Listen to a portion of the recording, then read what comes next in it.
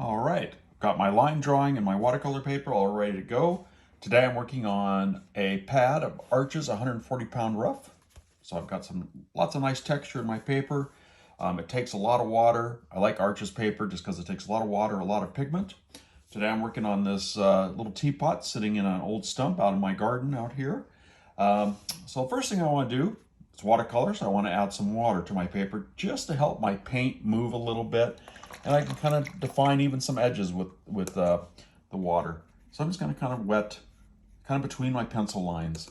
And that kind of just gives me some breaks in my watercolors and gives me some whites left open sometimes. You'll see a little bit more as I paint along how that kind of works. But to get started with, I just kind of go around my pencil lines, try not to go over them. If you don't go over them, you can always come back in and erase some of them. Some of them won't erase, but I'm just getting some of these areas wet. And this first layer, I'm just going to do really loosely. I just want to kind of cover all my bases, occupy all the space with great color, and that'll give me something to work on my next wash. Again, I just got lots of water going in there, and I want that water in there just so when I start adding color to it, that color kind of will explode onto the page a little bit. All right. So I kind of just go around, make sure I don't have any big pools of water. That's why I like the towel method as well. I can kind of wipe my brush on my towel, keep it at a good temperature.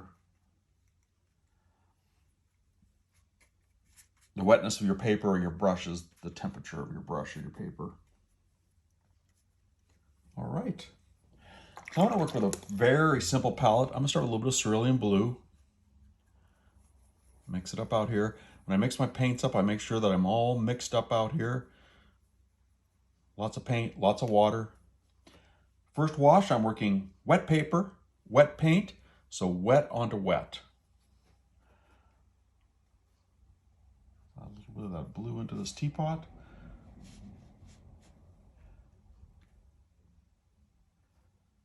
And again, I'm also kind of following my little value sketch, looking to see where there's lights left on that, where the dark areas are. It's nice and dark in there. And see how things are bleeding together a little bit? That's really what I want on this first wash, because all those colors reflect off each other. This kind of helps that process of getting those colors all to bleed together a little bit. Now for balance, and it even saw it in the reference photo, I want to take some of this blue and I just want to kind of balance it out with some flowers down here, maybe just a couple in here, just to kind of give me a nice balance there. Now I'm starting with a real light yellow. I'm starting with a lemon yellow. This is a real transparent yellow. I call it a cool yellow because the paper really shows through it. So that makes it a cooler color, I think. Mix it up out here. And we start running some of that yellow in there. Again, right next to that pot. I want those colors to mix together a little bit.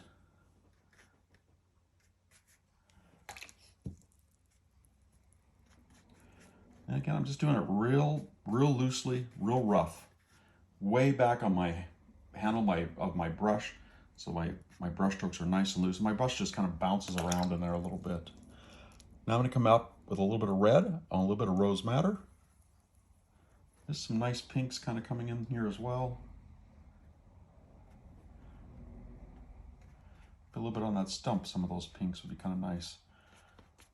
Again, I'm just really not paying so much attention to my reference photo. I'm more looking at my watercolor now, just kind of looking for a nice balance, letting those colors all run together a little bit. If they don't run together, kind of force those wet edges a little bit. That'll get those colors to run. But I can still see everything. I can see my pot real easily. And now I'm going to come in, I'm going to actually mix up a little bit of a green on here. A little bit of my cerulean blue, a little bit of my lemon yellow. And I want some darker greens back here in the back. If I'm looking at my value sketch, I can see that I have nice dark greens back here. I'm going to go a little bit richer color, a little bit darker in the back there. Yep. And I'm liking some of those whites that I've left open. Don't have to leave very many of them, but it just adds a little bit of sparkle in your painting to have all those little bits of white left open. All right, let's do, kind of want to bounce some of that green down here. Again, just for balance a little bit.